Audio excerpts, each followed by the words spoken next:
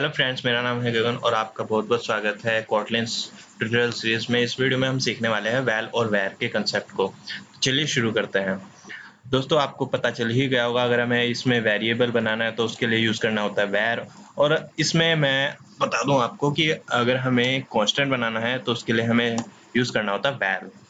तो आपको पता चल गया है कि वेरिएबल के लिए वेर और कांस्टेंट के लिए वैल। तो चलिए अब इसको यूज़ करके देखते हैं कैसे यूज़ होता है।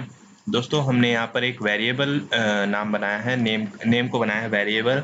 अगर मैं इसको कर देता हूँ वैल, तो इसका मतलब ये कांस्टेंट बन चुका है और कांस्टेंट को हम वैल्यू रीअसाइन नहीं कर पाते। तो चलिए, जैसे ही हम यहाँ पर हमने एक वैल बनाया है, कांस्टेंट बनाया है, और जैसे ही हम इसको रीअसाइन कर रहे हैं वैल्यू, यहाँ पर इसकी वैल्यू है एम्प्टी और इसको हम रीअसाइन कर रहे हैं गगन नाम से।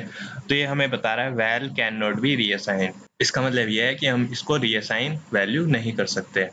अब आपके मन में आ रहा होगा कि क्या हम ऑब्जेक्ट को भी, इसको मैं वापस से वैर कर देता हूँ, ये वेरिएबल, क्या हम ऑब्जेक्ट को भी कांस्टेंट बना सकते हैं? जी हाँ, हम ऑब्जेक्ट को भी कांस्टेंट बना सकते हैं। वैर की जगह हम वैर लिख सकते हैं। उससे आपके इस कोड में तो कोई अंतर नहीं आने वाला है, पर जैसे ही आप इस ऑब्जेक्ट के नेम को, यानी कि हमारा ये ऑब्जेक्ट है, इसको दूसरा ऑब्जेक्ट असाइन करेंगे तो वैसे ही ये एरर शो करेगा।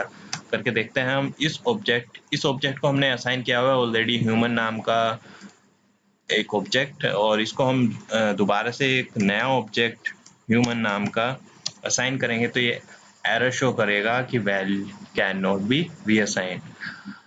तो चलिए, मैं इसको वापस से वैर कर देता हूँ और देखते हैं कि क्या ये नया ऑब्जेक्ट बना है। सही में नया ऑब्जेक्ट बना है। मैं इसको ऊपर वाले ही कोड को दोबारा से पेस्ट कर देता हूँ। अब होगा ये कि हमने यहाँ पर एक ह्यूमन नाम का ऑब्जेक्ट बनाया है, इसको वैल्यू असाइन की है, इस ऑब्जेक्ट को वैल्यू असाइन की है गगन, और यहाँ पर हमने इस वैल्यू को प्रिंट किया है। और फिर से हमने एक नया ऑब्जेक्ट बनाया है, पर ये वेर टाइप का है क्योंकि तो ये अलाउ करता है हमें ऐसा करने से। फिर से हमने इस ऑब्जेक्ट का तो यहाँ पर नेम प्रिंट हो चुका है। हम जो प्रिंट कर रहे हैं यहाँ पर इस ऑब्जेक्ट का कर रहे हैं, तो यहाँ पर ये वैल्यू को एम्प्टी शो करना चाहिए। तो चलिए देखते हैं कि क्या होता है। इसको रन करके देखते हैं। हमें यहाँ पर मिलना चाहिए माई नेम इज गगन, और दूसरी लाइन में मिलना चाहिए माई नेम इज नथिंग, क्योंकि ये जो वैल्यू आ रही है ह्यूमन की डिफ़ॉल्ट वैल्यू आ रही है।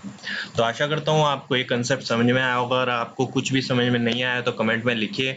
और अगर आपको वीडियो अच्छी लगी तो लाइक कीजिए, शेयर कीजिए, और अगर आप नए हैं तो सब्सक्राइब करना मत भूलिएगा। धन्यवाद।